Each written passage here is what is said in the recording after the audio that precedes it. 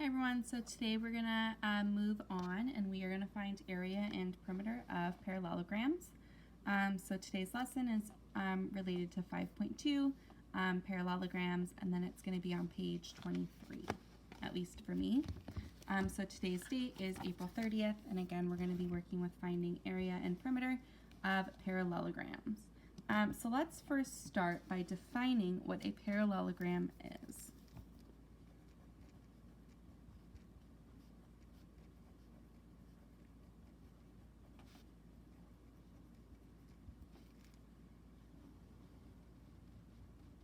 So a parallelogram, it's kind of in its name, but it has two sets of parallel sides.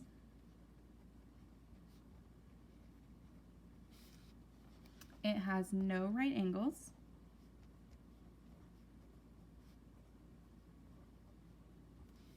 And then it has two different sets of angles. So just to show you kind of over here what that looks like. They're kind of hard to draw perfectly, but this is what a parallelogram looks like. So it's kind of like if you were to take a rectangle and then just like take the top and slide it. So these angles are the same. These angles are the same. So that's what it means by two different sets of angles. These angles are the exact same and those angles are the exact same. Unlike a rectangle or a square where all angles are 90 degrees. These two sides are exactly the same length, and then these two sides are also exactly the same length. So let's get started. Let's first, before we do some examples, talk about our formulas. So to find the area, let's draw one more just so we can use this as an example. Over here, we have base times height. And if you look at it, if I were to like draw a line through it, it's basically two triangles smushed together. And so that's why we use base times height. The reason we don't use length times width is because it's not this times this. It's the base times the height of the parallelogram. And so that's what makes it different from a rectangle.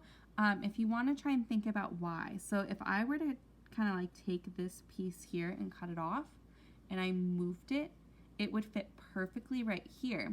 And what the height is would then end up being the side length. So that's why it's height and not side length. So again, it creates a perfect rectangle. If I cut off the piece from a tip down and cut that off and I put it over here, it would create a perfect rectangle, but it would be the height, not the side length. So that's area. And then perimeter is just all four sides added together. So we have side, plus side, plus side, plus side. And then if we wanted to get super fancy with it, we have two sets of this side. So we kind of have 2 times side 1 plus 2 times this side, so 2 times side 2. That's kind of like a fancy way of thinking about it, but there's 2 of this side, kind of like there's 2 widths, and then there's 2 of this side, kind of like there's 2 lengths. So that would be kind of the way to think about it if you really wanted to think about these as like width and length. Okay, so let's actually add this. It's the same as a rectangle. So now let's do some examples.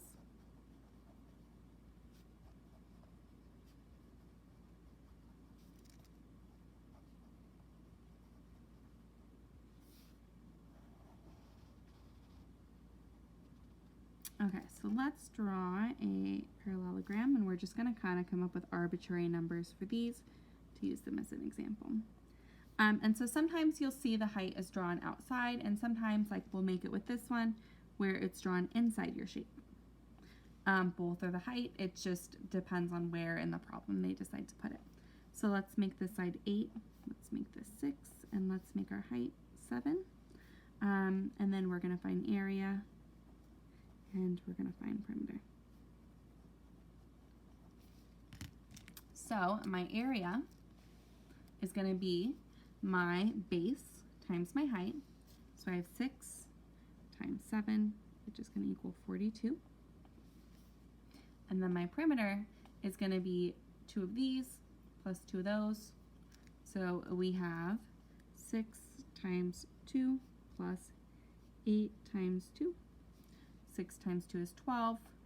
8 times 2 is 16. And when I add those together, I get 28. So that is an example of area and perimeter. Okay, let's do another one.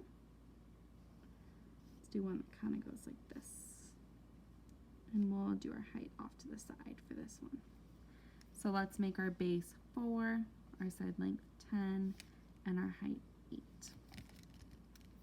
So again, we're trying to find area and perimeter.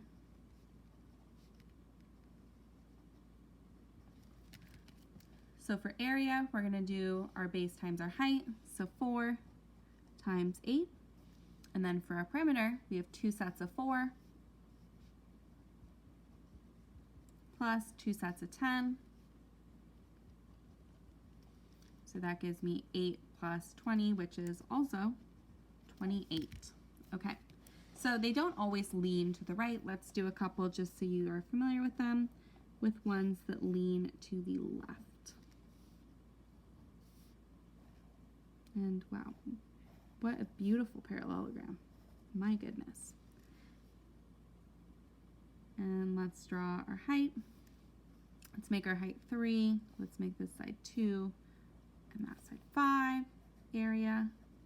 And we are also finding perimeter. So again, our area is base times height. So here we have 2 times 3, which is equal to 6.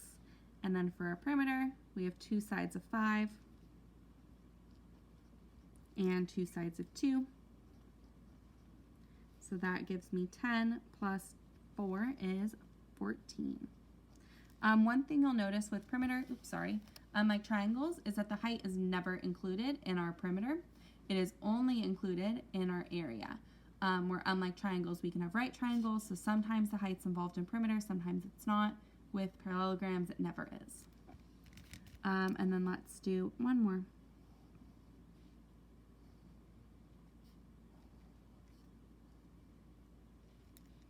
And let's make this our height.